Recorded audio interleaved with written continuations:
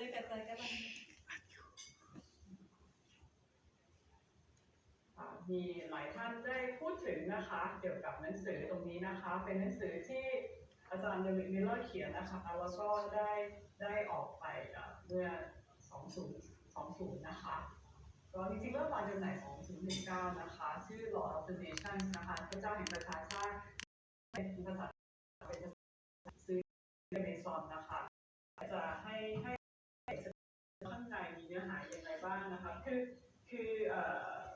ไม่ใช่คลิปนี้นะคะทั้งหมดมาจากที่หนังสือเล่มนี้เดี๋ยวจะให้ดูเนื้อหาจริงๆนะคะแล้วก็ที่หลังปกเนี่ยบรรยายไว้นะคะว่าในครั้งนี้เนี่ยดร.มิลเลอร์นะคะได้จดโฟกัสที่การที่จะให้ลักษณะที่เป็นลักษณะที่ไม่มีวันเปลี่ยนไปได้เลยเนี่ยได้สำแดงออกให้เห็นนะคะชี้ให้เห็นแล้วก็ผ่านความสัมพันธ์ที่พระองค์มีกับประชาชาติต่างๆในโลกนี้โดยเฉพาะอย่างยิ่งกับอิสราเอลนะคะแล้วก็หนังสือเล่มนี้เป็นการที่ให้ภาพใหญ่ของพระเจ้าซึ่งไม่ใช่เป็นแค่ข้อมูลที่เป็นข้อมูลทางวิชาการที่รับรู้ในสติปัญญาเท่านั้นแต่ว่าเป็นเป้าหมายคือเป็นแรงบันดาลใจให้ทุกๆคนนะคะที่ปรารถนาจะรู้จักพระเจ้านั้นได้เข้าใจวิธีทางของพระองค์เดี๋ยวจะให้เห็นคอนเทนต์นะคะข้างในนิดนึงสารบัญก็จะให้เห็นว่ามันประกอบด้วยอะไรบ้างนะคะแรกขยับมุมมองเนี่ยที่แอคเคนกับที่อาจารย์ได้บทนำให้กับเรานะคะมุมมองต่างๆนี่แต่ว่าในหนังสือจะละเอียดมากกว่าแล้วก็มีเรื่องตั้งแต่จุดเริ่มต้นนะคะว่าจะพระผู้สร้างหรือว่าการทรงสร้างกันแน่นะคะแล้วก็มาดูที่เรื่องของงูนะคะธรรมชาติของมันนะคะมาดูที่ประชาชาติต่างๆนะคะแล้วก็ดูถึงเรื่องว่าพระเจ้าทรงสถาปนาประชาชาติอย่างไรนะคะจากนั้นเนี่ยก็มาดูนะคะการที่พระองค์ทรงให้กำเนิดชนชาติอิสราเอลนะคะอับราฮัมแล้ววัตถุประสงค์ของอิสราเอลนั้นชนชาตินี้เพื่ออะไรนะคะหลังจากนั้นมาดูเรื่องของพันธสัญญานะคะพันธสัญญาใหม่พันธสัญญาเดิมพันธสัญญาโมเสสพันธสัญญากับอับราฮัมพันธสัญญาไหนกันแน่ที่เป็นโมฆะไปนะคะจากนั้นมาดูนะคะเรื่องเกี่ยวกับเรื่องBig Family นะคะ Big Happy Family ด้วยนะคะครอบครัวใหญ่นะคะจากไปจนสุดปลายแผ่นดินโลกแล้วภาพของนางรูธนะคะภาพจากที่เคยอยู่ไกลแต่ตอนนี้มาอยู่ใกล้นะคะดูเรื่องของการกลับสู่สภาพดีนะคะการกลับสู่สภาพดีของอิสราเอลและในที่สุดการกลับสู่สภาพดีของทุกสิ่งทุกอย่างนี่คือหนังสือพระเจ้าแห่งประชาชาติค่ะคุณน้องการค่ะขอบคุณค่ะส่งเวลาคืนให้ค่ะค่ะขอบคุณมากนะคะหนังสือค่ะที่อเมซอนค่ะใช่ค่ะขอบคุณค่ะนะคะเอาละวันนี้เห็นหน้าหัวหน้าทัวร์เราตรงนี้แล้วตรงนี้แล้วหัวหน้าทัวร์เราโอจากเชียงคานสวัสดีค่ะคุณละออนะคะพี่ว่าพี่นึกภาพแล้วตอนนี้นะคะลูกโมตบาตื่นนอนแล้วว่าเมื่อคืนนี้เรานอนหนาวไหมเนี่ยนอนอยู่บนเขาเนี่ยเนี่ยนะพี่นึกภาพว่าเราน่าจะหนาวนะคะถ้าตื่นตอนเช้ามาสดชื่นเลยนะคะเพราะฉะนั้นยังไงก็ตามเดี๋ยวต้องพูดกลับไปด้วยว่าภาษาไทยภาษาอังกฤษเนาะเพราะอาจารย์เดวิดอยู่ด้วยนะคะ Good morning everybody and I think all of us had a good night's sleep on the mountain Hermon and which would be very unique experience for all of us indeed. But before we take on our tour today, may I ask Ajahn Det, Yoshua Thailand, Ajahn Chayapat, Ajahn Det คะอยู่ตรงนี้ไหมคะมาได้ยังเอ่ย The leaders in prayer มายังคะอาจารย์เดชเห็นยังน้องเล็กเห็นว่าอาจารย์เข้ามาแต่ว่ายังปิดกล้องอยู่ค่ะคุณน้องอาจารย์ปิดกล้องอยู่อาจารย์เย็นค่ะนะคะไม่อย่างนั้นเดี๋ยวเราจะนั่งเดี๋ยวกว่าพี่กันทำไมเหมือนน้องเด็กเป็นเหมือนน้องฟ้าเลยเดี๋ยวจะได้อาจารย์เย็นบอกฟรีฟอร์มแล้วมากินเค้กมีเจอร์นี่นะมีหมดทิ้งเค้กไอ้ว่าอาจารย์เด็กอยู่ไหนที่ทำเอง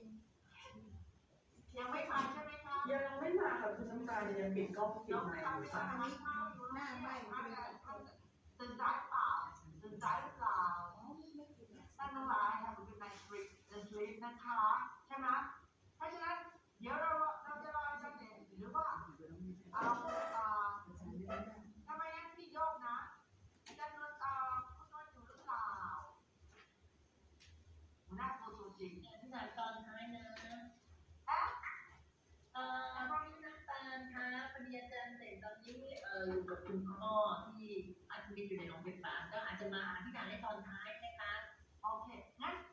พี่ขอชวนอธิษฐานได้ไหมครับพี่นนท์อธิษฐานแล้วก็อธิษฐานเผื่อคุณพ่ออาจารย์เด่นด้วยนะครับ We will pray, Ajahn David, we will pray for our journey today, and because Ajahn David Joshua's daddy is in the hospital, he's with his father now. So we will all lead us in prayer, and then we'll pray for Ajahn David's father as well. นะคะเป็นค่ะ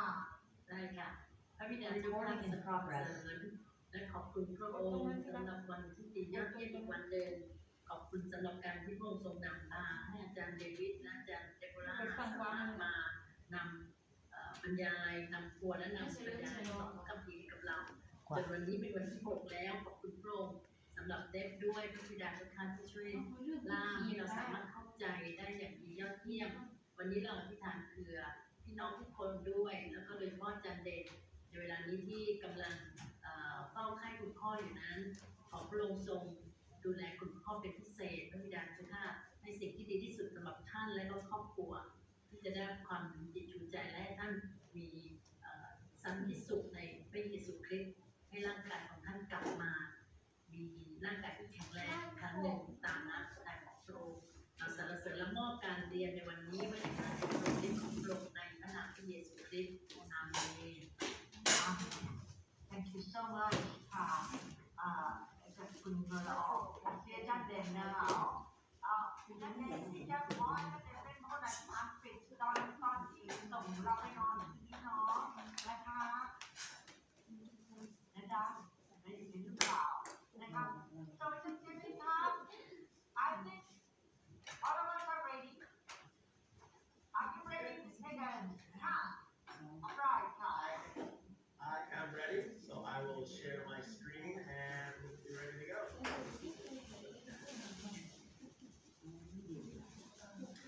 Okay, well, as you mentioned, we spent the night on Mount Hermon.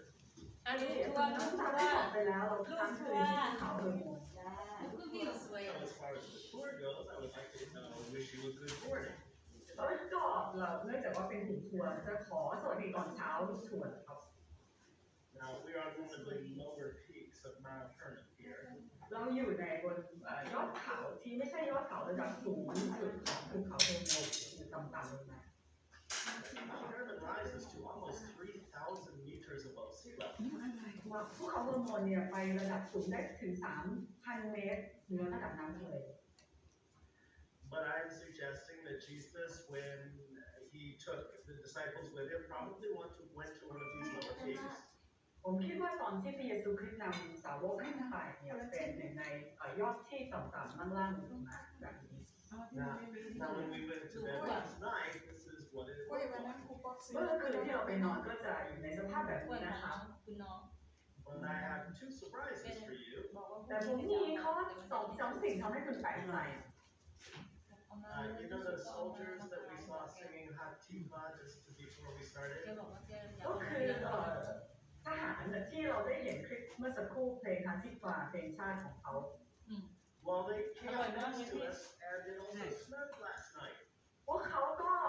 ตั้งค่ายกับเราแล้วเมื่อคืนหิมะตกด้วย โอ้ And you weren't expecting that, were you? คืน ไม่ หิมะ คา ต ด ก หวังใช่ไหมครับ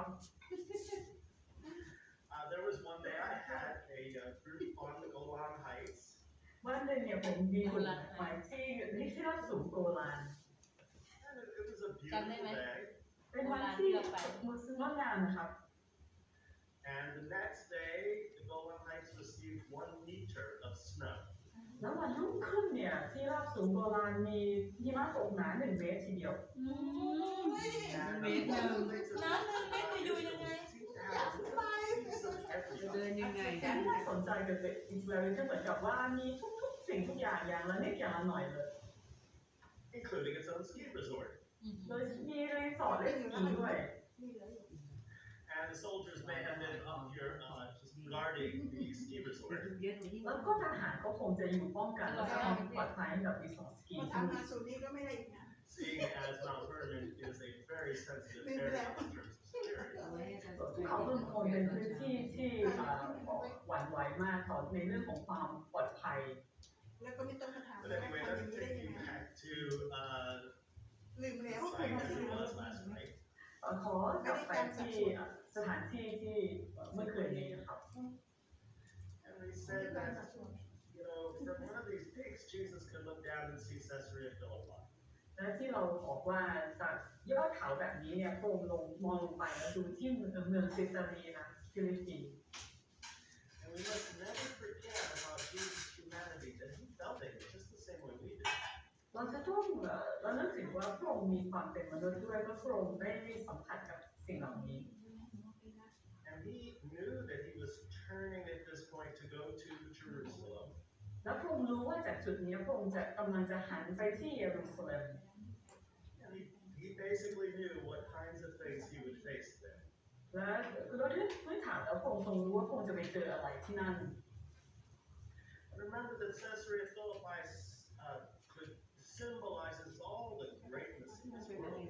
และเซซาเรียฟิลิปปีนั้นเป็นสัญลักษณ์แสดงถึงความยิ่งใหญ่ต่างๆของโลกนี้ The kings of the world. กษัตริย์ต่างๆของโลก ไม่เข้าไปทางออนไลน์บอก Excuse me, I'm not sure why this has happened. I just want to go back. Anyway, the battles of this world. การสงครามต่างๆของโลกนี้ All the things that the world strives for. ทุกสิ่งนั้นที่โลกพยายามจะให้ได้ขึ้นมา Okay, I'm working my way back here. Right. Okay, all of the things that the world strives for could be seen as being symbolized in Caesarea Philippi.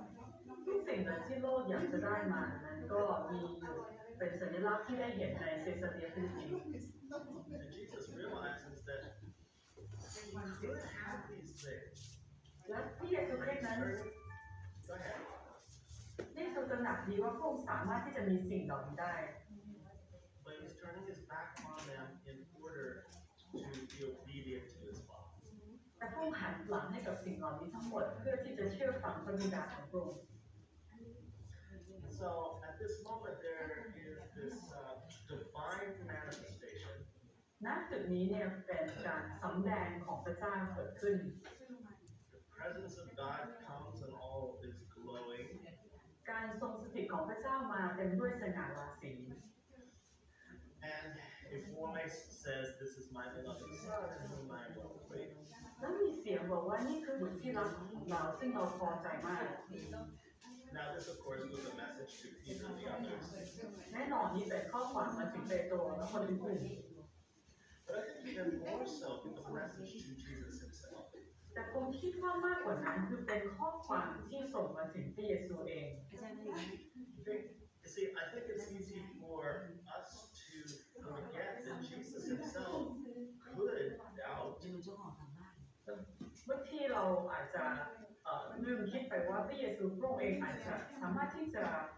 สงสัยได้ As a human being, his faith could be tested. ในฐานะที่เป็นมนุษย์ความเชื่อของพระองค์สามารถที่จะถูกทดสอบได้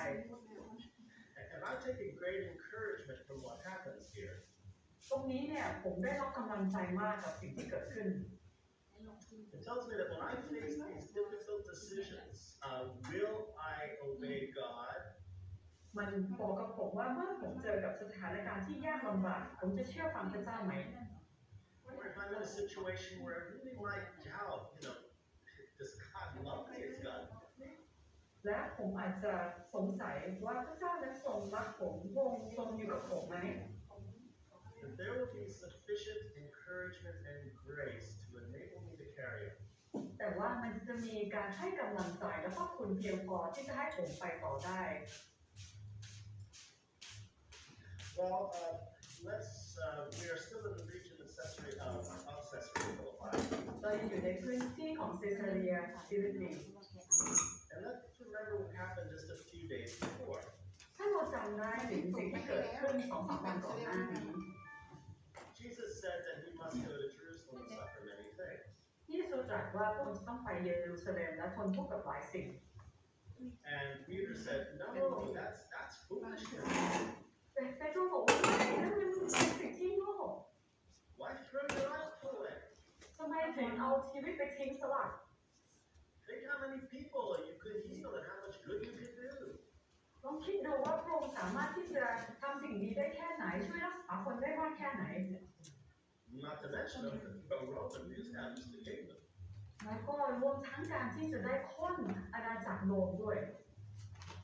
And Jesus turned to him ที่เยซูหันไปหาเปโตร and he said, get behind me, Satan. บอกว่าจงไปอยู่ข้างหลังจงไปซะซาตาน Now, I think we need to understand something. ผมคิดว่าเราต้องเข้าใจบางสิ่งครับ I think often we think that the spirit being whom we call Satan at that moment entered into Peter. คือเรามักจะคิดว่าตอนนั้นเนี่ยคือเป็นวิญญาณเป็นซาตานที่เข้ามาสวมเปโตร Well, I suppose that's possible. ซึ่งก็อาจจะเป็นไปได้ But I don't think that's what's happening here. แต่ผมคิดว่านั่นไม่ใช่สิ่งที่เกิดขึ้นตรงนี้ The word Satan in Hebrew means adversary. ซาตานในภาษาฮีบรูแปลว่าผู้ที่เป็นปรปักษ์ Someone who opposes you. ที่เป็นผู้ต่อต้านคุณ You see, Peter thought that what he was saying was in Jesus' best interest. เปโตรคิดว่าสิ่งที่เขาพูดนั้นเป็นผลที่ดีที่สุดต่อพระเยซู That's what his natural mind said. นั่นเป็นความคิดแบบธรรมชาติของเขา I mean, it makes sense. คือมันเป็นเรื่องที่เข้าใจได้ And yet, it was in direct opposition to what God wanted Jesus to do. แต่การนั้นก็ตามมันเป็นสิ่งที่ตรงกันข้ามทีเดียวกับสิ่งที่พระเยซูคริสต์ต้องการจะท At that moment, Peter was being Jesus' adversary. ำในขณะนั้นเปโตรนั้นเป็นผู้ที่เป็นปฏิปักษ์กับพระเยซู What Jesus says immediately following, I think, backs up my point here. และสิ่งที่พระเยซูคริสต์พูดประโยคต่อไปนั้นเป็นสิ่งที่สนับสนุนประเด็นที่ผมยกขึ้น My point that this spirit being, it's not the case that this spirit being Satan entered into Peter. คือประเด็นที่ผมพูดคือไม่ใช่วิญญาณของซาตานเข้ามาที่เปโตร Where he said, you are an offense to me, you are not mindful of the things of God, but the things of man. พระเยซูบอกว่าเจ้านั้นเป็นผู้ที่ต่อต้านเราเพราะเจ้านั้นไม่ได้คิดถึงเรื่องของพระเจ้าแต่คิดแต่ถึงเรื่องของมนุษย์ To explain this further, let's look at Romans chapter 8. เพื่อที่จะอธิบายมากขึ้นให้เราไปดูโรมบทที่ Verses 7 and 8 ข้อที่ 7 และข้อที่ 8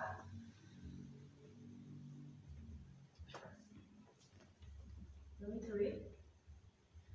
Romans 8, 7 and 8. โรมบทที่ 8 ข้อที่ 7 และข้อที่ 8 เพราะว่าการเอาใจใส่เนื้อหนังนั้นคือการเป็นศัตรูต่อพระเจ้า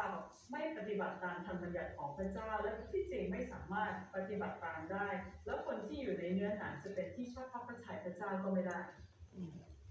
In other words, this says that our natural thinking is God's enemy. คือหมายถึงว่าความคิดที่เป็นเนื้อหนังธรรมชาติของเรานั้นเป็นศัตรูต่อพระเจ้า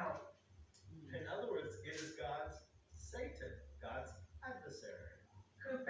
ป็นซาตานของพระเจ้าก็คือปฏิปักษ์ต่อพระเจ้า You see, as Christians, we are not to operate, according to our natural mind, but according to the leading of God's Spirit and the thinking of God's Spirit. ในฐานะที่เราเป็นคริสเตียนเราไม่ควรจะปฏิบัติการชีวิตของเราออกจากความคิดที่เป็นเนื้อหนังของเราแต่ว่าจากการที่ถูกนำโดยพระวิญญาณบริสุทธิ์ของพระองค์ And this idea takes us back to the teaching of living waters that we were discussing yesterday. และประเด็นตรงนี้ในความคิดนำเรากลับไปสู่เรื่องของน้ำแห่งชีวิตที่เราคุยกันเมื่อวาน And we will see another example of this with Peter and Jesus yet today. และเราจะเห็นอีกตัวอย่างหนึ่งระหว่างเปโตรกับพระเยซู Alright, so from Caesarea Philippi then we are going to travel down the Hula Valley again. จากเซสเรียฟิลิปปีเราจะเดินทางลงมาผ่านฮูล่าภูเขาฮูล่าอีกครั้งหนึ่ง And we'll come to the Sea of Galilee. จะมาที่ทะเลสาบกาลิลี And this is what Jesus did. He returned from Caesarea Philippi to Galilee. นี่เป็นสิ่งที่พระเยซูคริสต์ทำก็คือพระองค์กลับจากเซสเรียฟิลิปปีมาที่กาลิลี But as I said yesterday, it does not appear, he kept a low profile. อย่างที่ผมบอกเมื่อวานแล้วคือว่าพระองค์นั้นไม่ได้ทำตัวโดดเด่น None of the great crowds and the healings and the miracles, none of that. ตอนนี้เนี่ยไม่ได้มีฝูงชนติดตามไม่ได้มีการอัศจรรย์ไม่ได้มีการรักษาอะไร And remember that he had stepped out of Galilee because he became so popular, but people had the wrong idea about it. ให้เราจำได้ว่าพระองค์นั้นออกจากกาลิลีเพราะว่าพระองค์เป็นที่นิยมกันมากท่ามกลางหมู่ชนซึ่งมันไม่ใช่สิ่งที่พระองค์ต้องการ And he realized that his ministry in Galilee was finished. อันนี้ของอาจาร และ ย์สม พ ชั ระองค์จึงตระหนักว่าพันธกิจที่พระองค์นั้นจบลงแล้ว Well, we will pick up our bags at Ma'agan and say goodbye to our Ma'agan guest house. กูดบาย เราจะไปเก็บกระเป๋าของเรามารับที่เกสต์เฮาส์ที่ปามาอากาศ กูดบาย And we will drive down the Jordan Valley. ทุกคนเตรียมตัว ลงไปตาม กู ภู ดบา เขา ย ตรงนั้น อาจารย์กูดบายนะ We are going from 210 meters sea level to 400 meters below sea level. เราจะลงไปไล่ระดับจากที่210 เมตรต่ำกว่าระดับน้ำทะเลไปสู่400 เมตรต่ำกว่าระดับน้ำทะเล And so very shortly after leaving the Lake of Galilee, it becomes dry. นั้นก็ไม่นานเลยหลังจากออกจากทะเลสาบกาลิลีมันกลายเป็นพื้นที่แห้งแล้ง As we see in this picture. ตามที่เราเห็นในภาพนี้นะครับ And we proceed down the Jordan Valley even further. เราลงไปข้างล่างอีกที่ตามภูเขาของจอร์แดน เดินทางกลับแล้วกลับเยรูซาเล็ม แล้วกลายมาเป็นแห้งแล้งมาก By the time we reach Jericho, we are down to about 10 centimeters of rain per year. เมื่อเราไปถึงเมืองเจริโคนั้นเราไปพื้นที่ที่มีฝนตกเนี่ยประมาณ1 เมตรต่อปีระดับ1 เมตรต่อปี We're going to make a stop on our way to Jerusalem. แต่เราจะมีการหยุดแวะก่อนระหว่างทางไปเยรูซาเล็ม And that is at the traditional site where John baptized Jesus. อันนั้นเป็นที่ตามธรรมเนียมเป็นที่ที่พระเยซูให้บัพติศมาพระเยซู And nobody knows exactly where that was. เหมือนสามมุกเลย ว่าตำแหน่งเฉพาะเจาะจงมันอยู่ตรงไหน However, a certain site is preserved to remember the event not far from Jericho. แต่ว่าอย่างไรก็ตามมีที่หนึ่งที่ถูกได้เก็บไว้เป็นอนุสรณ์ระลึกถึงการให้บัพติศมาซึ่งไม่ไกลจากเยริโคนัก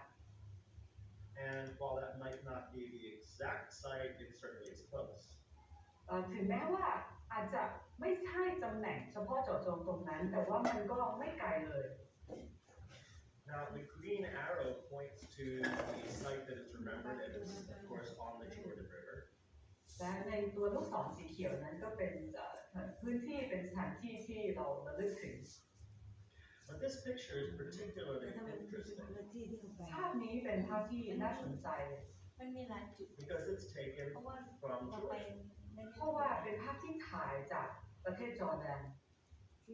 อันนี้ We มุ are ม looking มุม west จากจอร์แดน into Israel. เรามองไปทางตะวันตกไปดูประเทศอิสราเอล เพราะว่าดวงไฟ And ม you อง see จาก I เซล have ล์ a มาจอร์แด blue น arrow. ผมมีลูกศรสีน้ำเงินครับ บรรยากาศเหมือนสาม Now, มุก this เลย may be very difficult to make out on your screen, but that actually is the Mount of Olives. ตรงนั้นมองเห็นได้ยากแต่ตรงนั้นก็คือภูเขามะกอกเทศ You see, Israel, in Israel, the air is almost always hazy. It's not clear. ในอิสราเอลนั้นอากาศค่อนข้างที่จะขมุกขมัวไม่ค่อยชัดแจ่มชัดเท่าไหร่ And that's the case in this photograph. และเช่นเดียวกับในภาพนี้ After the first rain in the winter, usually in November, it clears up for a day or two. หลังจากที่มีฝนตกครั้งแรกเนี่ยปกติก็จะเป็นเดือนพฤศจิกายนเนี่ยฟ้าก็จะใสขึ้นในวันรุ่งขึ้น When that happens, it's absolutely amazing. เมื่อมันสิ่งนั้นเกิดขึ้นมันเป็นสิ่งที่น่าทึ่งมาก The air becomes absolutely clear. นั้นอากาศเนี่ยท้องฟ้านั้นชัดแจ่มชัดมาก And you realize just how close things are. แล้วเราก็จะพบว่าสิ่งต่างๆมันใกล้ชิดกันมาก So while on this photograph, the Mount Olives may look very far away, it's not all that far. ตรงนี้เนี่ยภูเขามะกอกเทศดูว่าไกลแต่จริงๆแล้วมันไม่ไกลจุดบัพติศมาเมื่อกี้ลืมแปลนะคะอยู่ที่จอร์แดน From this point, perhaps 30 kilometers, something like that. ก็ประมาณสัก30กิโลเมตรอยู่ห่างกันประมาณนี้ So let's discuss for a moment, since we're here, the baptism of Jesus. มาคุยกันตรงนี้เรื่องของบัพติศมาของพระเยซู เจเนเรียน Our ค่ะ first มีการ question is แค่ why น้ำจะเรียนเท่านั้น he's even going for baptism. ไม่ได้กว้างใหญ่ ก็คือเหตุผลว่าทำไมพระองค์ถึงต้องไปรับบัพติศมาด้วย Jesus says it's the right thing to do, but we're not exactly sure why. พระองค์บอกว่ามันเป็นสิ่งที่ถูกต้อง ต้องอาจารย์สมชายสวย ไม่แน่ใจอยู่ดีว่าทำไม However, we can say for certain that this is the entrance into his ministry. แต่เราพูดได้อย่างแน่ชัดว่านี่เป็นจุดที่เปิดเข้าสู่การทำภารกิจของพระองค์ ทำไมเหมือนพี่ And รับบัพติศมาที่เถียงนาจังเลย at this time there is ของน้องหนา พี่ รับบัพติศมาอย่างนี้แหละพอลงไปปุ๊บปลากระต ให้ กขา สัง เปี๊ย เกตว่าตรงนี้เป็นอีกครั้งหนึ่งที่มีเสียงจากสวรรค์ลงมา น้ำก็สีอย่างนี้แหละ ว่านี่คือผู้ที่รักของเราเป็นผู้ที่เราพอใจเขามาก ว่าเราก็ถูกรับเหมือนพ So ระ we เย have ซูเลย this เว้ย happen at the beginning of his ministry, เรามีสิ่งที่เกิดขึ้นตอนเริ่มต้นการทำภารกิจของพระองค์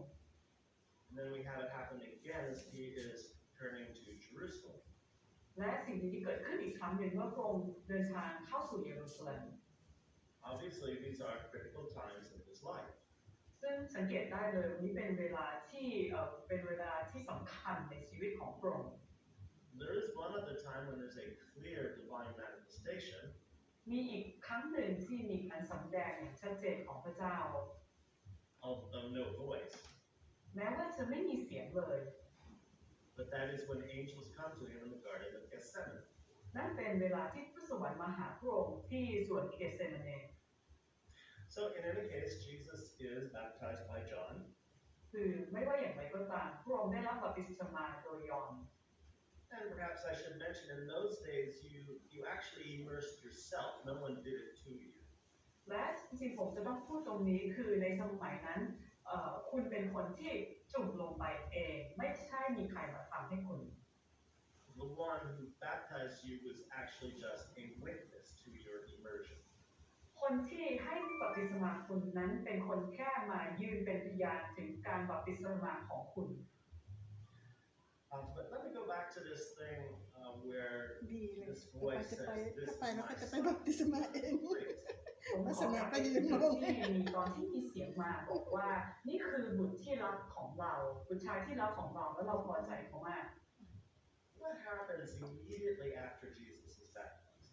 อะไรที่เกิดขึ้นทันทีหลังจากที่พระองค์ได้รับบัพติศมา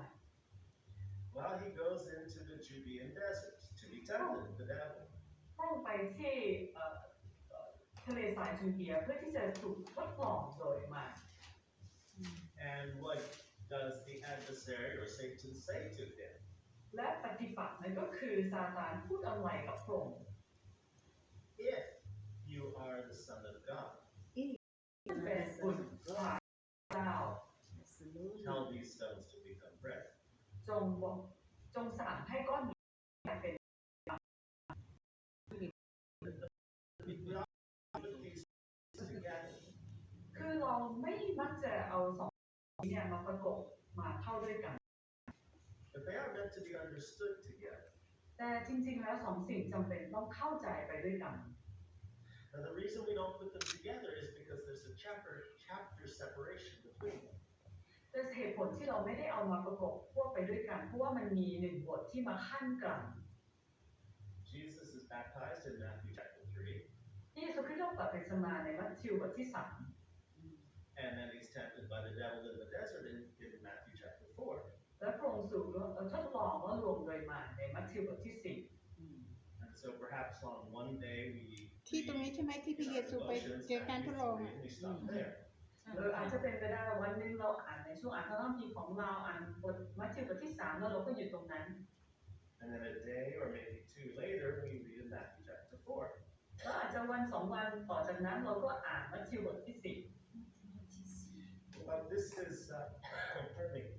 once again a form of this kaleidoscope lens 4อันนี้เป็นอีกรูปแบบหนึ่งของเลนส์คาไลโดสโคป where we tend to pull the scripture apart into smaller pieces. ที่เรานั้นเอาพระคัมภีร์นั้นมาแยกเป็นชิ้นส่วนเล็ก The chapter and verse divisions were not in the original Greek and Hebrew texts. ๆในพระธรรมดั้งเดิมฉบับภาษาฮีบรูนั้นไม่ได้มีการแบ่งเป็นบทหรือว่าเป็นข้อตัวเลข So we want to watch for connections like these. นั้นเราจำเป็นที่จะต้องคอยดูจุดที่มันเป็นจุดเชื่อมโยงกัน However, when it comes to the Gospels, I need to make one clarification. เมื่อมาถึงเรื่องของพระกิตติคุณผมจะต้องทำพูดสิ่งหนึ่งให้ชัดเจน Especially the teachings and miracles and parables of Jesus. โดยเฉพาะอย่างยิ่งเรื่องของการสอนและการทำอัศจรรย์การคำอุปมาของพระเยซู They are not necessarily in the order in which they occurred. คือทั้งสิ่งเหล่านั้นเนี่ยอาจจะไม่ได้อยู่ตามลำดับเหตุการณ์ต่างๆที่มันได้ถูกบันทึกไว้ Which is why in Mark you might find a parable in one place, but in Luke you find it in another. นั่นเป็นเหตุผลที่อุปมาหนึ่งที่ปรากฏในพระธรรมมาระโกก็อยู่ตรงนั้น แต่ว่าอยู่ในอีกแห่งหนึ่งในพระธรรมลูกาไม่เหมือนกัน So we need to be a bit careful about making connections there. นั้นเราจะต้องมีความระวังในการหาจุดเชื่อมโยงกัน Well, not far away is Jericho. เยริโคอยู่ไม่ห่างไกลออกไปนัก And Jesus stayed on the other side of the Jordan River probably for about 6 months. ที่เยซูนั้นทรงอยู่พักอยู่อีกฝั่งหนึ่งของแม่น้ำจอร์แดนประมาณ6 เดือน And during that period of time, he made many trips to Jerusalem. และในช่วงเวลานั้นพระองค์เดินทางไปที่เยรูซาเล็มหลายครั้ง Which was easy to do from there. อันนี้เยรูซาเล็มเนาะไม่ใช่เยริโค นั้นไปไม่ไกลนะ One trip we read in John's Gospel was at Hanukkah, the feast of the dedication. ครั้งหนึ่งเราอาจเจอในพระธรรมนั้นก็คือว่าในช่วงเทศกาลฮานุกะก็คือเทศกาลแสงสว่าง Another trip was at the Feast of Tabernacles. อีกครั้งหนึ่งเป็นช่วงเทศกาลอยู่เพลิง And a couple more trips, we're not sure when they were. อีก 2-3 ทริปนั้นเราไม่แน่ใจว่าเป็นช่วงเวลาใด ทำไมมันเหมือนภาพวาดอ่ะ And by the way, these are in John's Gospel. สิ่งนี้อยู่ในพระธรรมยอห์น John's Gospel is interesting. It gives us a picture of what happens here in Judea that the other 3 Gospels don't give us. สิ่งที่เกิดขึ้นในพระกิตติคุณยอห์นก็คือว่าให้เห็นเหตุการณ์สิ่งที่เกิดขึ้นในยูเดียซึ่งพระกิตติคุณเล่มอื่นไม่ได้พูดถึงนะ Near the end of this time, Jesus goes to Bethany. ไม่ของเธอ เป็นเสียง ในช่วงที่ท้ายๆของช่วงนี้พระองค์ไปที่เมืองเบธานี หรือมันหาไม่ได้ I'm going to suggest that the event that we're about to read took place about 40 days before his crucifixion, but I can't explain, I can't take the time to explain why I say that. ผมจะบอกคุณว่าเหตุการณ์ที่เราจะดูกันต่อไปนั้นเป็นเหตุการณ์ที่เกิดขึ้น40 วันก่อนที่พระองค์จะทรงถูกตรึงที่ไม้กางเขนแต่ด้วยเวลาจำกัดผมจะไม่สามารถที่จะอธิบายตรงนี้ได้ Alright, let's turn to John 11, 1 through 4. ให้เราไปดูที่ยอห์นบทที่11ข้อ1ถึงข้อ4 And 11ข้อ1ถึงข้อ4มีชายคนหนึ่งชื่อลาซารัสกำลังป่วยอยู่ที่เบธานีซึ่งเป็นหมู่บ้านที่มารีและมาธาที่พี่สาวของนางอยู่นั้น มารีนี้ก็คือหญิงที่เอาน้ำมันหอมฉโลมพระองค์และเอาผงเช็ดพระบาทของพระองค์ลาซารัสน้องชายของนางกำลังป่วยอยู่ดังนั้นพี่สาวทั้งสองจึงส่งข่าวไปทูลพระเยซูว่าองค์พระผู้เป็นเจ้าคนที่พระองค์ทรงรักนั้นกำลังป่วยอยู่แต่เมื่อพระเยซูทรงได้ยินพระองค์ตรัสว่าโลกนี้จะไม่ถึงตายแต่เกิดขึ้นเพื่อเชิดชูพระเกียรติของพระเจ้าเพื่อให้พระบุตรของพระองค์ได้รับเกียรติเพราะโลกนี้นะครับ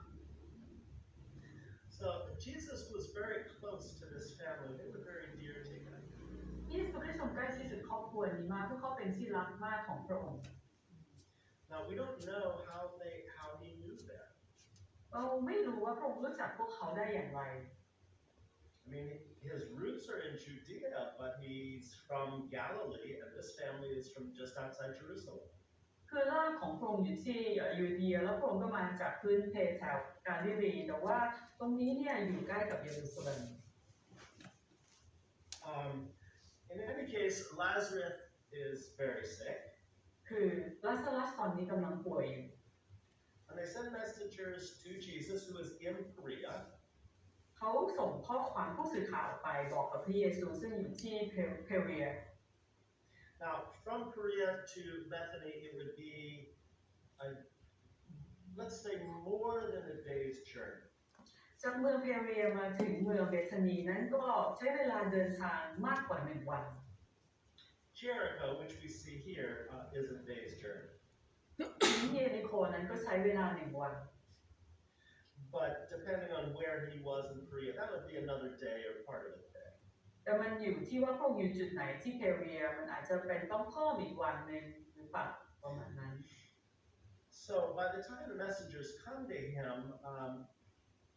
that's already been a day or possibly 2. นั้นเมื่อถึงเวลาที่ผู้สื่อสารนั้นไปถึงพระองค์ก็ประมาณ1 วันหรือ2 วันละ And Lazarus is obviously very sick, or they wouldn't have sent the messengers. เห็นได้ชัดเลยว่าลาซารัสป่วยมากไม่เช่นนั้นเขาคงไม่ส่งผู้สื่อข่าวไปหาพระองค์ And Jesus waits 2 more days before he does anything. แล้วพระเยซูคริสต์นั้นทรงรออีก2 วันก่อนที่จะทำอะไร Well, what kind of a friend is that? เพื่อนแบบนี้มันแบบไหนกันนะ If you heard that a very good friend of yours was very sick and you knew that you could help them, wouldn't you go right away? ถ้าแบบคุณมีเพื่อนแล้วคุณรู้ว่าคุณช่วยเพื่อนคุณที่กำลังป่วยได้คุณจะไม่ไปทันทีหรอ Of course you would. แน่นอนคุณจะไป Jesus waits 2 more days. พระเยซูรออีก2 วัน As we're going to see, that was extremely important. ตรงนี้เนี่ยเป็นจุดที่สำคัญมากๆทีเดียว All right, so in another place, Jesus says that he could do nothing by himself. He can only do what he sees the Father do.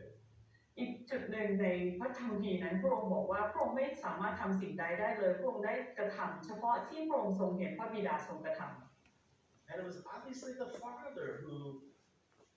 told him or somehow communicated to him that he needed to wait.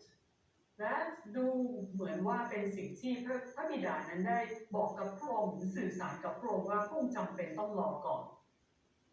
You see, in his natural self, I'm sure Jesus wanted to go right away. ผมคิดว่าถ้าในตัวธรรมชาติของพระองค์คงอยากจะไปทันทีเลย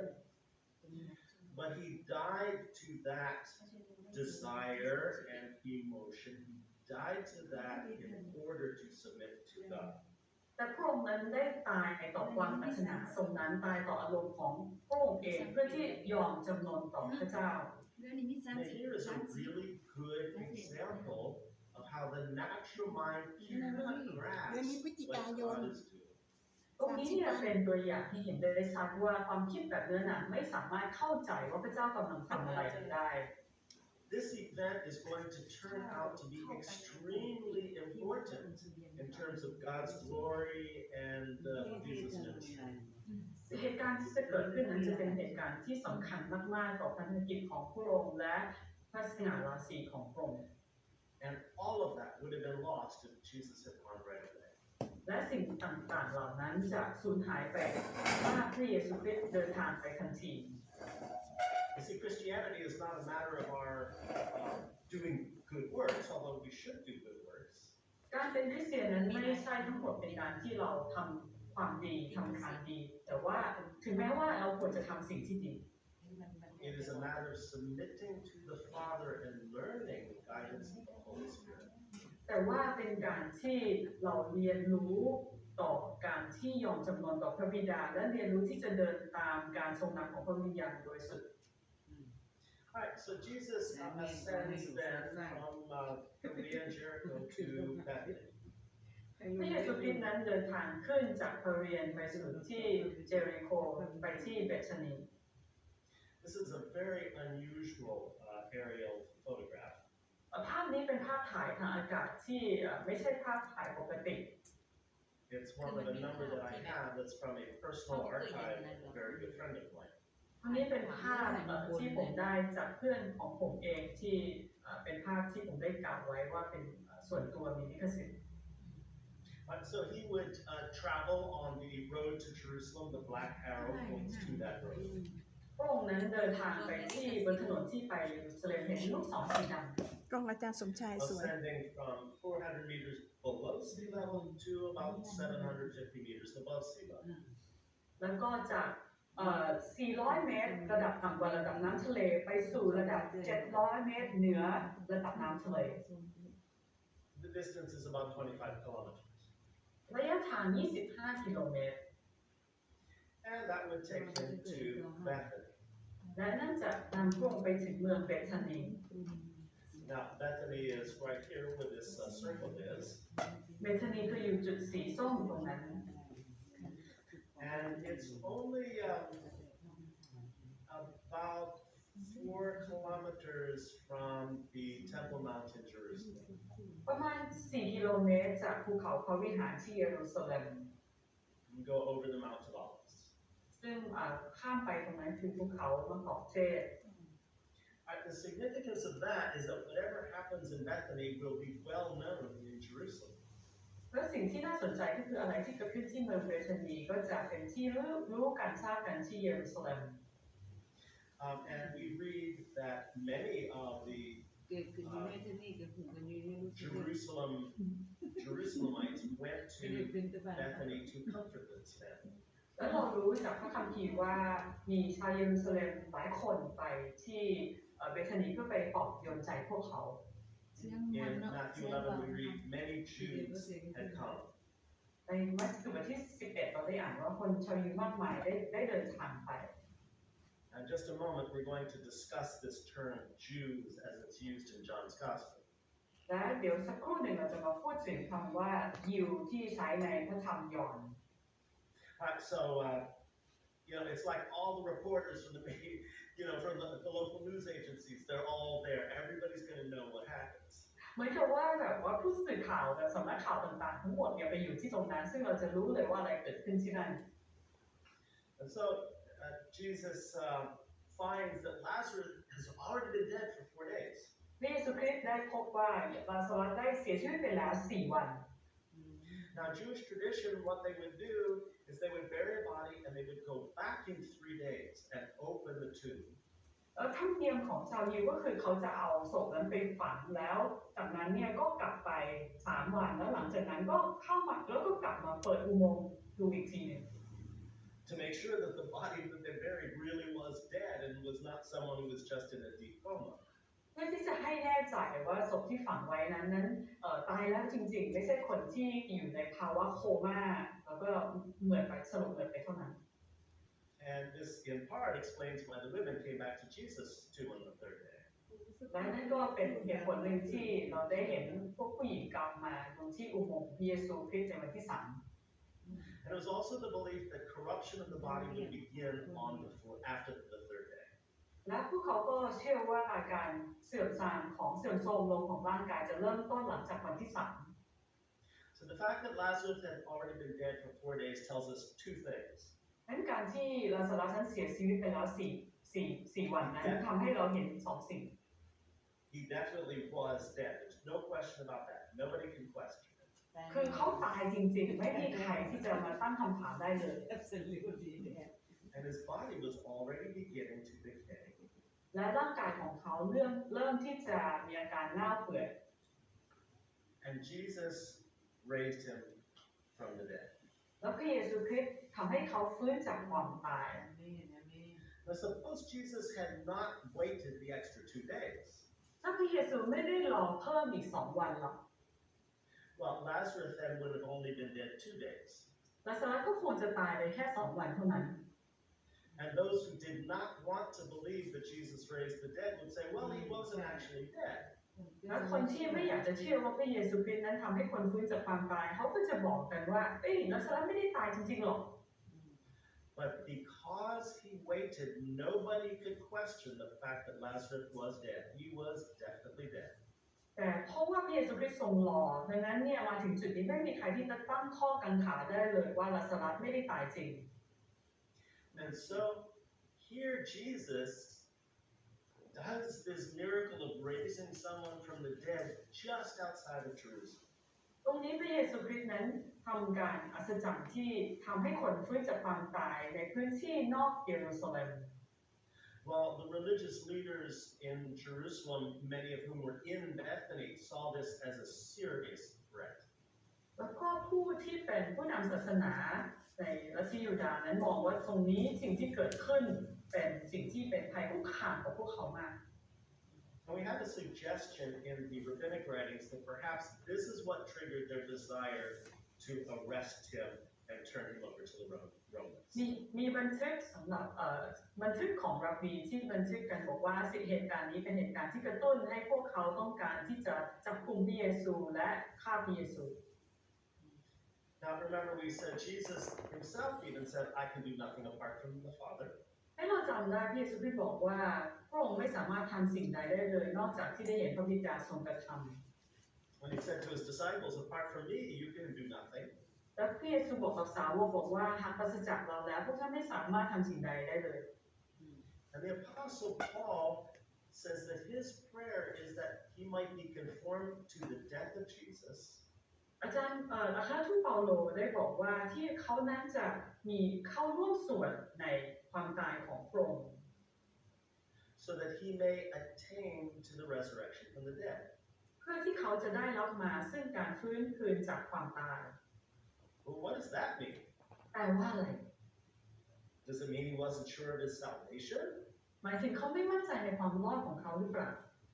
Does it mean he wanted to work really hard and do a lot of good works so that hopefully he would be, resurrected? หมายความว่าเขาต้องการที่จะพยายามอย่างมากมายที่จะทำการดีต่างๆเพื่อที่ให้แน่ใจว่าเขาได้รับการฟื้นจากความตายหรือเปล่า No, of course not. ไม่ใช่เลย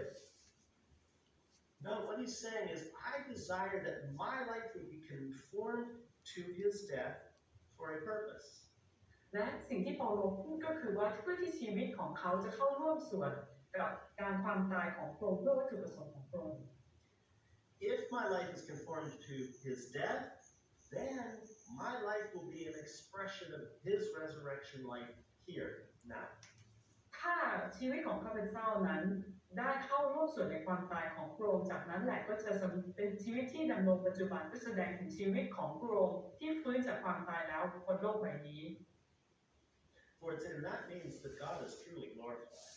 นั้นตรงนี้หมายถึงว่าพระเจ้าเป็นผู้ได้รับเกียรติ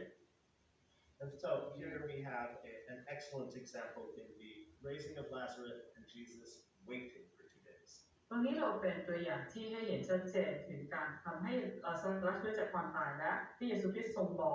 เพิ่ม2 วัน Well, let's follow Jesus now about 40 days later. ให้เราตามพระเยซูมาประมาณตอนนี้40 วันหลังจากเหตุการณ์นั้น Again, we're in Jericho. ตอนนี้เราอยู่ที่เมืองเยริโค Pardon me. And it is as he is approaching Jericho that he meets a blind man. ขณะที่พระองค์นั้นกำลังจะเข้ามาเยริโคพระองค์เจอกับชายตาบอดคนหนึ่ง And that blind man says, Son of David, have mercy on me. ชายตาบอดบอกว่าบุตรแห่งดาวิดขอทรงเมตตาข้าพเจ้าด้วยเถิด Now, why does he call him Son of David? ทำไมชายตาบอดเรียกพระองค์ว่าบุตรแห่งดาวิด Why does it? Well, you might say, well, because the Messiah was to be a descendant of David, and that's true. ค มันก็อาจจะบอกว่าพระเมสสิยานั้นจะต้องเป็นผู้ที่สืบเชื้อสายจากดาวิดซึ่งเป็นความจริง So why doesn't he say, Jesus, Messiah, have mercy on me? แล้วทำไมเขาไม่บอกว่าพระเยซูผู้พระเมสสิยาขอทรงเมตตาข้าพระองค์เถิด What do you think? คุณคิดยังไงครับ I'll let you think about that for a moment. ผมปล่อยให้คุณคิดสักครู่นะครับ So he enters Jericho, and there he meets Zacchaeus, the chief tax collector. นั้นที่สุดนั้นเข้าเมืองเยริโคแล้วพระองค์ทรงได้พบกับสักเคียสซึ่งเป็นหัวหน้าผู้เก็บภาษี Now, I mentioned earlier that tax collectors were on the very bottom of the social scale. ผมได้พูดไปแล้วว่าในสถานะทางสังคมผู้เก็บภาษีนั้นอยู่ระดับล่างๆของสถานะ These were Jews who were hired by Rome to collect taxes from their fellow Jews. ก็คือคนเหล่านี้เป็นชาวยิวซึ่งถูกจ้างโดยโรมเพื่อที่จะเก็บภาษีจากเพื่อนชาวยิวด้วยกัน And Rome required that the tax collectors collect a certain amount, and then anything they collected above that, that was their salary. นั่นก็คือว่าโรมบอกว่าโรมมีจำนวนที่จะให้พวกผู้เก็บภาษีเหล่านี้เก็บให้ได้ตามจำนวนแต่ส่วนที่เกินจากที่พวกเขาเก็บที่จำนวนต้องส่งให้โรมนั้นจะเป็นเงินเดือนของผู้เก็บภาษีเหล่านี้ And so the tax collectors tried to get as much money out of their fellow Jews as that they possibly could. ดังนั้นเนี่ยผู้เก็บภาษีจึงพยายามจะเก็บภาษีจากเพื่อนชาวยิวให้ได้มากที่สุดเท่าที่เขาทำได้ And that money was to finance the hated Roman occupation. และก็คือเงินที่ได้มาก็ไปสนับสนุนทางการเงินให้กับโรมที่พวกเขาเกลียดชัง Now Zacchaeus was a chief tax collector สักคิดเป็นหัวหน้าผู้เก็บภาษี and was very wealthy. Well, this is where his wealth came from. แล้วเขาก็มีความมั่งคั่งความมั่งคั่งมาจากการเก็บภาษีนี่แหละ And Jesus says, Zacchaeus, I will come to your house and eat with you. Eating being a picture of fellowship. พระเยซูบอกว่าสักคิดเราจะไปกินข้าวที่บ้านเจ้าการกินข้าวเนี่ยหมายถึงการสามัคคีธรรม Well, no wonder the people said, what is this? He's going to the house of the sinner to eat.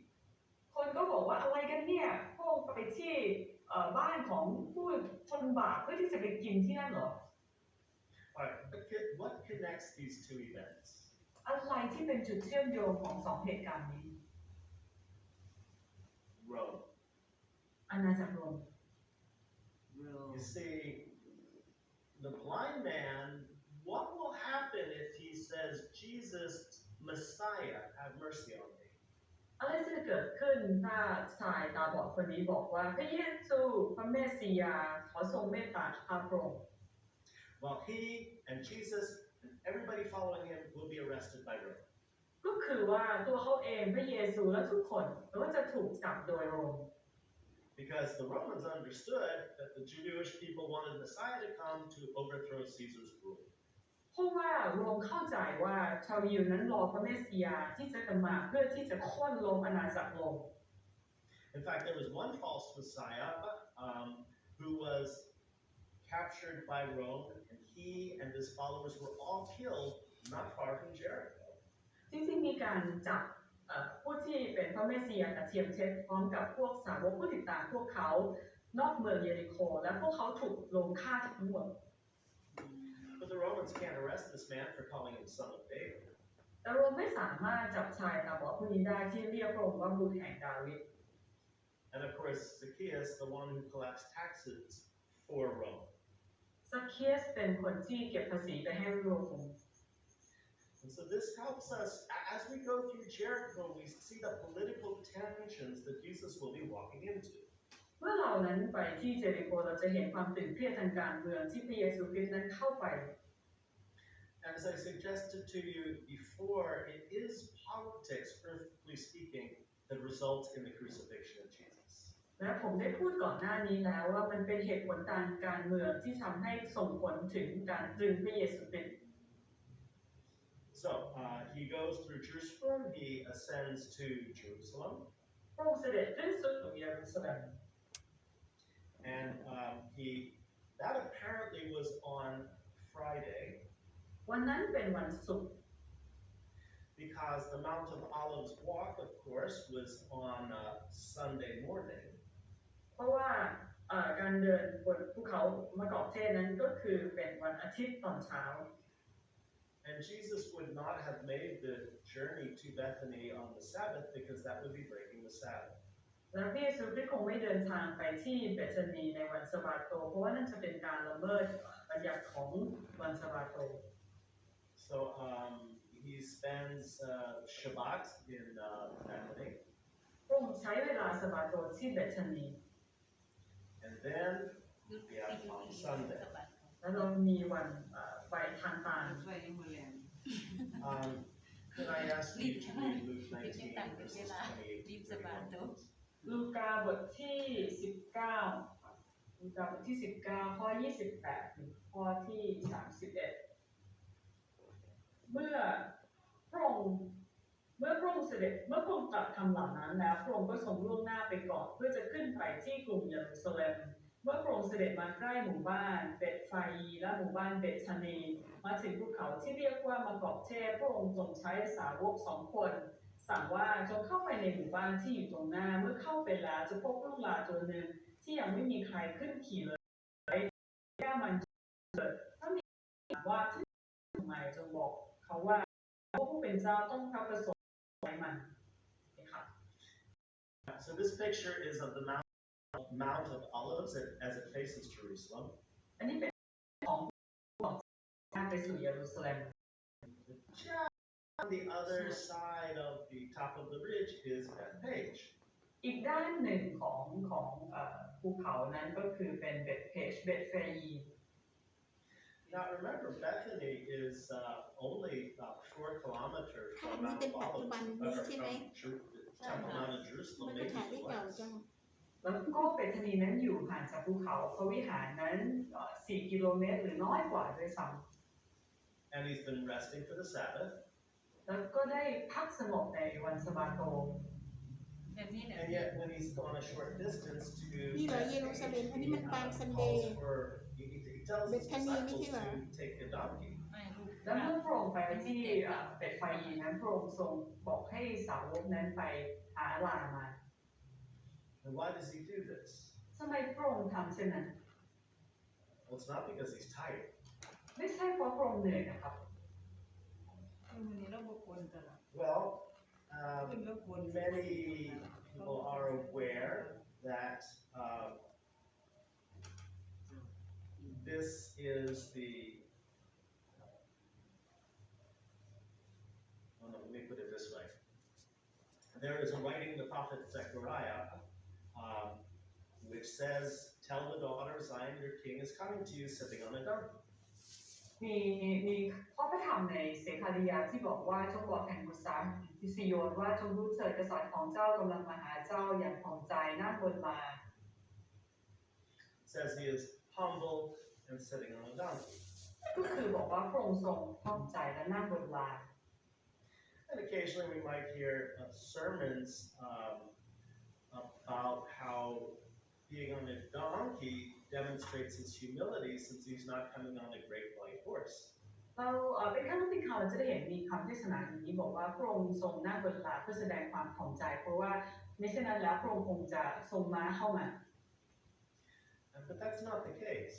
แต่ว่าอันนั้นไม่ใช่กรณีนี้ In the Middle East, a king, well, certainly in the area of Israel, a king would come on a donkey, not a great white horse. แต่ว่าในตะวันออกกลางโดยเฉพาะอย่างยิ่งในอิสราเอลนั้นกษัตริย์นั้นจะทรงม้าพระองค์จะไม่ทรงม้าสีขาว And in fact, the fact that he is sitting on a donkey is also a hint back to Solomon, who came on a donkey at his coronation. แล้วก็การที่พระองค์ทรงลานั้นเป็นการที่แนบไปถึงเหตุการณ์ตอนที่กษัตริย์โซโลมอนนั้นขึ้นของลาพระองค์ทรงลาเช่นเดียวกัน But most importantly, this is a reference back to the prophet Zechariah. แต่ว่าสิ่งที่สำคัญที่สุดนั้นเป็นการอ้างอิงถึงข้อพระธรรมที่ของเซคาริยา See, we see this as a fulfillment of prophecy. เราเห็นตรงนี้เป็นการสำเร็จตามคำเผยพระวจนะ And yes, it is that. อากาศดีทั่วทั้งหวัง But also, let's look at it as a hint. แต่ให้เราดูว่ามันสิ่งที่เป็นสิ่งที่ชี้แนะ We've been talking about hinting throughout this series of teachings. ในการสอนต่อเนื่องกันมาเราได้พูดกันถึงเรื่องของการชี้แนะ And so here is the passage from Zechariah 9, verse 9. Deborah, would you mind reading that? อันนี้จะเสคาริยาบทที่9ข้อ9เสคาริยาบทที่9ข้อ9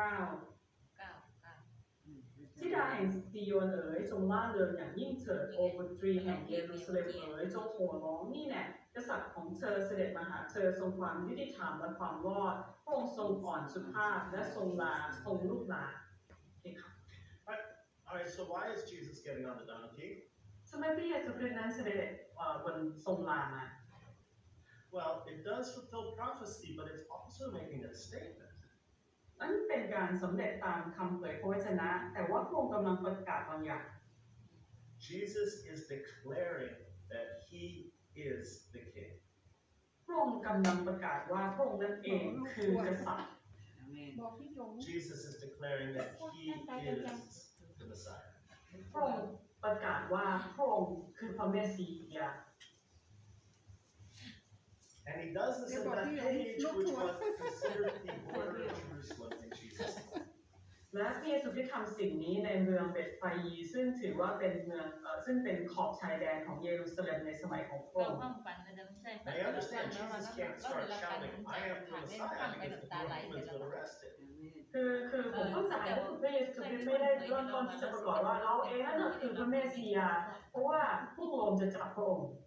การสำแด But ง when he gets on the มันมี donkey, การแสดงจาก everybody เจ้า knows exactly what he is saying. แต่เมื่อพระองค์ทรงลาแล้วทุกคนรู้เลยว่าพระองค์กำลังพูดมีความหมายว่าอย่างไร แก่จะมาเห็น Remember I said, when there is a hint, you need to go back and see the context in which that passage is written. เราจำได้ไหมเพื่อผมบอกว่าเมื่อเราเห็นสิ่งที่มันชี้แนะเราจะต้องไปดูที่ข้อพระคำที่อ้างอิงมา So ที่ we ต้อง just ฉาย read ขึ้นมา Zechariah ถ่ายภาพจาก 9. จอให้ เรา แก เพิ่งได้อ่านเสคาริยา เอา ที่ บรรยากาศ 9 ข้างบน เดินไปทางข้างหลัง I เลย think probably จะจากตรงโน้นติมา ซึ่งหลายท่านนั้นเขาคุ้นเคยกับพระคำวันนี้ What is in Zechariah 9:10 and following? ไม่จะไม่กล้าซื้ และ อ อะไรนะคะข้อที่10ในเสคาริยาที่9บอกอะไร Don't read it yet. That's the context in which this is said. ข้อที่10นั่นแหละเป็นบริบทของสิ่งที่พระคำได้บอกไว้ And for us to really understand the whole picture, we need to know those verses. และเพื่อที่เราจะเข้าใจสิ่งนี้เราจำเป็นต้องรู้จักข้อพระธรรมเหล่านั้น So let's take a look at it. ให้เรามาดูนะครับ Let's read Zechariah 9:10. Go ahead, sorry. จะอ่าน พี่ตัวใหญ่ เสคาริยาบทที่9ข้อ10พระองค์จะทรงกำจัดลดลบเสียจากเอฟราอิมและม้าเสียจากเยรูซาเล็มธนูสงครามถูกกำจัดเสียด้วยและพระองค์จะทรงบัญชาสันติภาพให้มีแก่ประชาชาติทั้งหลายอาณาจักรของพระองค์จะตั้งอยู่จากทะเลนี้ไปถึงทะเลโน้นและจากแม่น้ำนั้นไปถึงสุดปลายพิภพโอเคค่ะ Okay. มากอาการแนวนี้เยอะเลย Oh, I see. All right. ร่างโจมมันนาน I จะใส่ will หัว remove มา the war chariot from Ephraim. หลับลง เราจะกำจัดลดลบเสียจากเอฟราอิม Ephraim is just north of Jerusalem. เอฟราอิมอยู่ทางเหนือของเยรูซาเล็ม ท่านี้เรียกก็ได้ค่ะ And here I think it probably is being used as a synonym for the whole region. และจริงๆ ตรงนี้เนี่ยใช้เป็นคำที่แสดงถึงทั้งภูมิภาค And he says, I will remove the horse, meaning a war horse, from Jerusalem. และตรงนี้คำว่าม้าหมายถึงจะเอากำจัดม้าลบออกไปจากเยรูซาเล็ม Now, if you are a first century Jewish แต่ person, นั่งข้างล่างนี่เย็นนะ what are you going to think? นั่งตรงนั้น ถ้าคุณเป็นชาวยิวในสมัยศตวรรษที่1คุณจะคิดยังไง ก็จะเปิดหน้าต่าง Well, you're going to interpret that as being Rome's chariots and Rome's war horses. แล้วคุณก็จะเข้าใจว่าเป็นรถม้าของโรมเป็นม้าของโรม You see, you're going to see the king entering into Jerusalem, and that's Zechariah 9:9. และคุณจะเห็นกษัตริย์เสด็จเข้าสู่เยรูซาเล็มตามเซคาริยาบทที่9 ข้อ 9 And what he's going to do is in Zechariah 9:10. และสิ่งที่พระองค์จะทำอยู่ในเซคาริยาบทที่9 ข้อ 10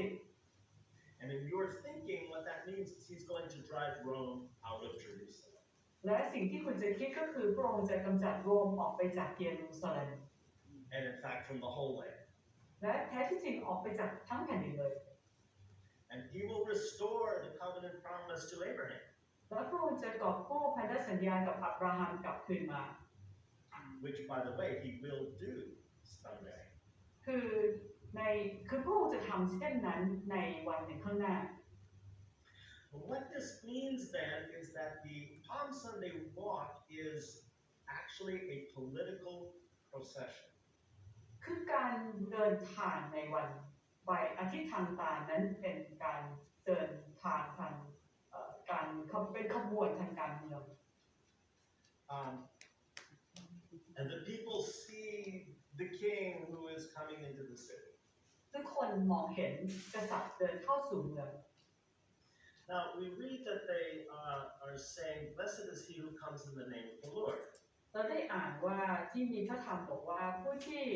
เข้ามาในพระนามขององค์พระผู้เป็นเจ้าเป็นผู้ที่ได้รับพระพร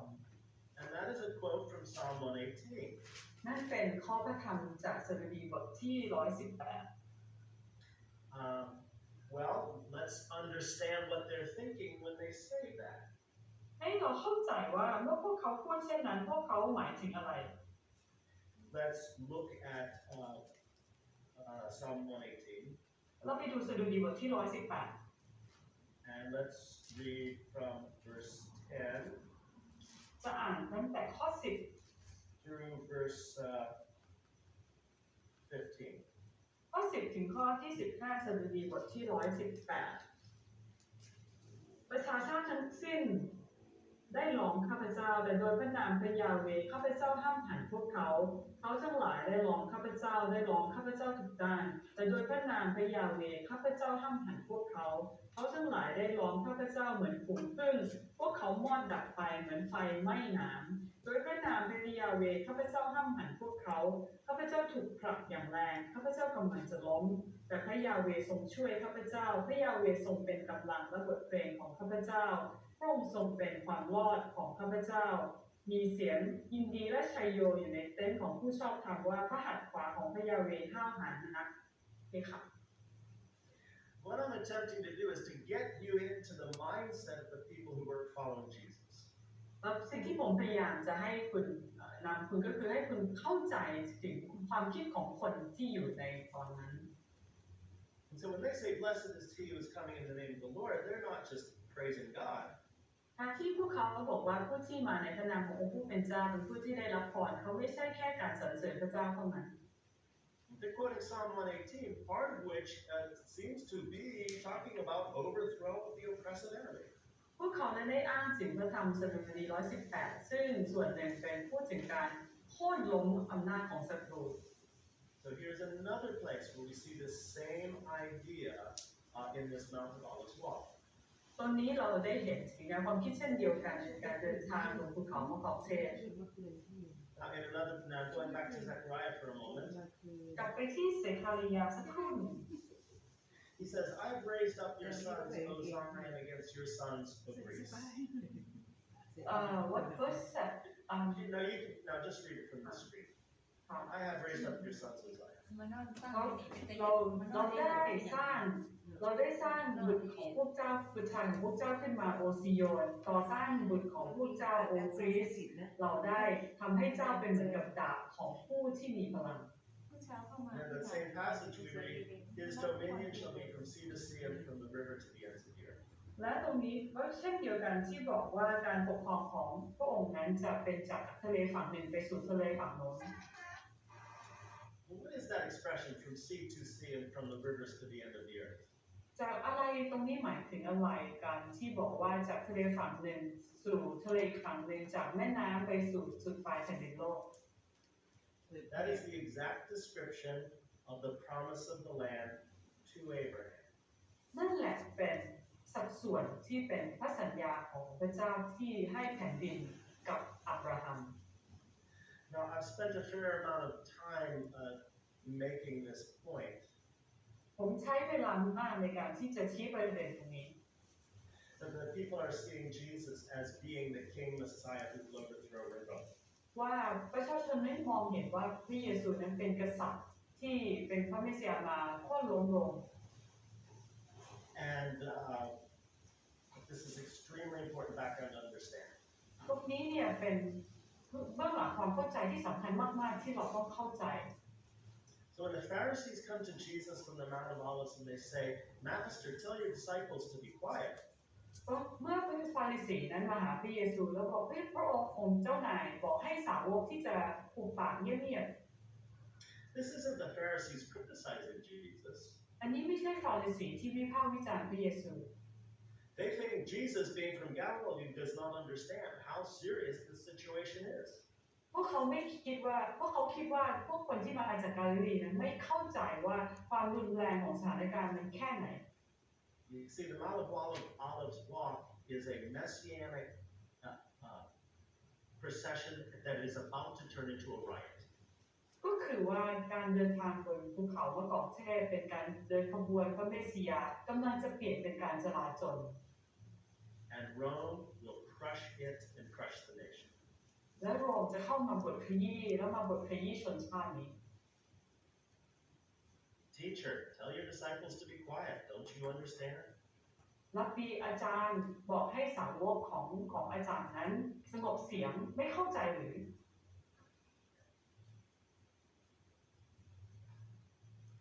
Deep breath. ให้เราหายใจลึก เนี่ยเขาไม่ถาม All right, I would take the next 15 minutes or so to take a look at แต่ the world of the Jerusalem Pharisees. ไม่ใช่พระวิหาร ๆผมจะใช้ประมาณ15 นาทีที่จะมาดูโลกของพวกฟาริสีที่เยรูซาเล็ม But first thing I must say is that the Pharisees are not the ones who turned Jesus over to Rome. แต่ผมอยากจะพูดว่าพวกฟาริสีนั้นไม่ใช่กลุ่มแรกที่นำตัวพระเยซูไปให้กับโรม No, that is the Sadducees or the Jerusalem priesthood. นั่นเป็นพวกซาดูสีต่างหากซึ่งเป็นกลุ่มปุโรหิตของเยรูซาเล็ม And these are two very different groups. สองกลุ่มนี้เป็นกลุ่มที่แตกต่างกันมาก And I will explain more about that tomorrow. ๆพรุ่งนี้จะอธิบายให้ฟังมากขึ้นนะครับ So, but for now, let's take a look at this พรุ่ง group นี้ of วันสุด Pharisees. ท้าย วันนี้ให้เรามาดูเรื่องของกลุ่มฟาริสีกลุ่มนี้ And for this, I'd like to go to John chapter 7, which has wonderful insight into this world. ซึ่งเราจะไปดูที่ยอห์นบทที่ 7 ซึ่งจะให้ความเข้าใจอย่างมากกับโลกของพวกเขา Deborah, I need to ask you a question about John chapter 7, verse 1. อือฮึ Does it read Jews or Judea? ยูเดียจูเดีย Jesus would no longer walk in. Can you translate it for me? say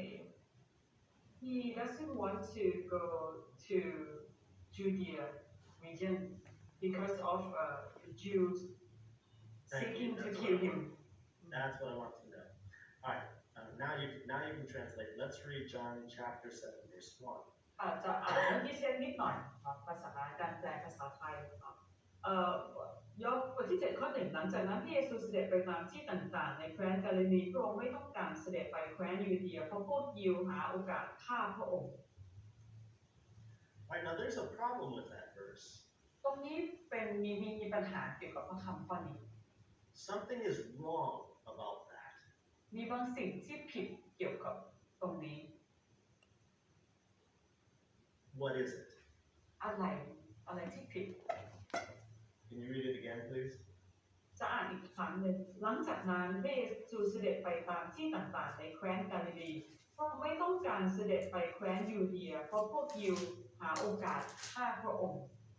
ยิว something should sound not quite right about that. บางสิ่งเนี่ยฟังดูแล้วมันไม่น่าจะถูกต้องนะ What does this verse say? ถ้าคำตอนนี้บอกอะไร So Jesus didn't want to walk in Judea. พระเยซูไม่ต้องการเสด็จไปที่ยูเดีย Now, Judea is often used as just a synonym for Jerusalem, even though it actually is a larger region. ยูเดียแคว้นยูเดียเนี่ยมักจะใช้เป็นชื่อเรียกเยรูซาเล็มถึงแม้ว่ายูเดียจะเป็นแคว้นเป็นพื้นที่ที่ใหญ่กว่าเยรูซาเล็ม He doesn't want to be there because the Jews want to kill him. พระองค์ไม่อยากจะไปอยู่ที่นั่นเพราะว่าชาวยิวต้องการจะฆ่าพระองค์ So he goes to Galilee. ดังนั้นพระองค์ไปที่กาลิลี What's wrong with that? ตรงนี้ผิดตรงไหน Aren't there any Jews in Galilee? ที่กาลิลีไม่มีชาวยิวหรอ เปิดหน้าต่างอีกไหม What, is he getting away from the Jews and going to Gentile ที่มานั่ง Galilee? ตรงนั้นมันร้อน คือพระองค์ไปพระองค์หลบจากชาวยิวไปหาพวกชาวต่างชาติที่กาลิลีหรอ Remember what we said a few โด days นลม ago? หนาวหน่อย จำได้ไหม2-3 วันที่แล้วเราพูดยังไง We had to understand Jesus' ministry as an observant Jew ministering to observant Jews. นานไม่อยู่ เราจะต้องเข้าใจว่าภารกิจของพระเยซูนั้นเป็นภารกิจที่ชาวยิวที่รักษาธรรมบัญญัติปฏิบัติต่อชาวยิวที่รักษาธรรมบัญญัติ ยึดไป2 กับ 3 ชั่วโมงตรงนั้นนะกว่าจะเจอหมอ So, and I told you about this สี woman ไม่ออกก็ who ไม่ให้ joined our tour ไป in ถ่ายรูปอยู่ Jerusalem น้ำเพลิน who'd เป็น been เหมื brought อน up ลูก in กระ the ยาพ Anglican ยาบาล Church มา in หายดู England. เนาะ แล้วผมได้เล่าถึงผู้หญิงคนหนึ่งที่เติบโตในคริสตจักรแองกลิกันในประเทศอังก ไม่ ฤษ อยากอยู่นี่โดนเด้อพระเจ้า And because of this verse and the phrase Galilee the Gentiles, she thought that Jesus was ministering to อ๋อ Gentiles เขา in ทำ Galilee. มา แล้วก็คำข้อนี้ที่บอกว่าคำพูดที่ว่ากาลิลีของชาวต่างชาติซึ่งฉันคิดว่าพระเยซูได้ทำภารกิจกับชาวต่างชาติที่กาลิลี นั่งอยู่ตรงนั้นจ So น how เค do รีย we ด resolve this problem? อีกพวกนี้กำลังแก้ปัญหาได้อย่างไร พอดีมีผู้ปิ้งก็เลยมีคนรู้จัก The word Jew. แต่พี่กับแม่เรานั่ง ปัญหาอยู่ที่คำที่ใช้คำว่ายิว In Greek, the word is Judaioi, ในภาษาอังกฤษนั้นใช้คำว่ายูดาอย ลูกก็ออกมาหากิน and that word พร้อม can มี mean เศษ two หล่อหล่อแล้ว things. ต้องหิวเขา ซึ่งคำนั้นหมายถึงได้2 อย่าง It can mean Jews, หมายถึงชาวยิวก็ได้ or it can mean Judeans. หรือหมายถึงชาวยูเดียก็ได้ A Judean would be somebody who lives in Judea. ชาวยูเดียก็หมายถึงผู้คนที่อยู่ในภูมิภาคในแคว้นยูเดีย Jesus was a Galilean. พระเยซูเป็นชาวกาลิลี Alright, so it's obvious that this term here in John should be translated, the Judeans sought to kill him. ตรงนี้เนี่ยในพระคำของยอห์นควรจะแปลว่า เพราะว่าชาวยูเดียต้องการมองหาวิธีที่จะฆ่าพระองค์ Now, some modern English translations do make that correction. มีท่านแปลสมัยใหม่บางอันเนี่ยแปลได้อย่างถูกต้อง And some translate the idea exactly correctly. บางก็ได้บางฉบับแปลก็แปลในความคิดได้ถูกต้อง They translated the Jerusalem religious leadership. พวกเขาแปลว่าเป็นพวกผู้นำทางศาสนาของจูเดีย And that is how John uses this term most of the time. และนั่นแหละยอห์นนั้นใช้คำศัพท์ตรงนี้ตลอดเวลา Now, this is very important to understand อันนี้สำคัญมากที่เราจะต้องเข้าใจ because much Christian anti-Semitism is derived from this misunderstanding. เพราะว่าการเกลียดชังชาวยิวคริสเตียนที่เกลียดชังชาวยิวนั้นมาจากความเข้าใจตรงนี้ Yeah, the Jews hated Jesus. They wanted to kill him. ก็คือใช่ชาวยิวนั้นเกลียดชังพระเยซูและพวกเขาต้องการจะฆ่าพระเยซู The simple fact is, it was extremely popular among the Jews. จริงๆความเป็นจริงคือชาวยิวนั้นชื่นชอบพระเยซูมาก It was the Jerusalem religious leadership that wanted to kill him. เป็นผู้นำทางศาสนาที่เยรูซาเล็มต่างหากที่ต้องการจะฆ่าพระองค์ And a lot of these people were in Bethany when Jesus raised Lazarus. และหลายคนในนั้นอยู่ที่เบธานีด้วยตอนพระองค์ทำให้ลาซารัสฟื้นจากความตาย Why were they so against him? ทำไมพวกเขาจึงต่อต้านพระองค์อย่างมาก Well, I think we can look at this several ways. เราดูได้2-3 ทางนะครับ But if we look at human nature, แต่ถ้าเราดูธรรมชาติความเป็นมนุษย์ I think we could say they didn't want him to take away their authority. เราสามารถที่จะบอกได้ว่าพวกเขาไม่ต้องการให้พระองค์เอาสิทธิอำนาจของพวกเขาไป They were in control and they didn't want any competition with that. พวกเขานั้นอยู่ในตำแหน่งของการควบคุมแล้วเขาไม่ต้องการให้มีใครมาแข่งขันกับเขา It was an issue of control, มันเป็นเรื่องของการควบคุม which is one of the most basic and simple aspects of human nature. ซึ่งมันเป็นเรื่องที่เป็นพื้นฐานที่สุดของความเป็นมนุษย์ในด้านของความเป็นมนุษย์ I've become convinced that the primary sin of church leadership is not sex and it's not money. ผมมาถึงจุดที่ผมเชื่อว่าในความบาปของผู้นำของคริสเตียนผู้นำของคริสตจักรไม่ใช่แรกๆเป็นเรื่องของความบาปไม่ใช่เรื่องของเงินไม่ใช่เรื่องเพศไม่ใช่เรื่องเงิน It is control. มันเป็นเรื่องของการควบคุม Usurping or stealing the control that belongs to the Holy Spirit. คุณรับใช้โดยการขโมยการควบคุมซึ่งการควบคุมนั้นเป็นของพระวิญญาณบริสุทธิ์ All the religious leaders in Jerusalem didn't want that. ผู้นำทางศาสนาของที่เยรูซาเล็มไม่ต้องการให้สิ่งนี้เกิดขึ้น All right, now we go on to read in John chapter 7 that the Feast of Tabernacles is at hand.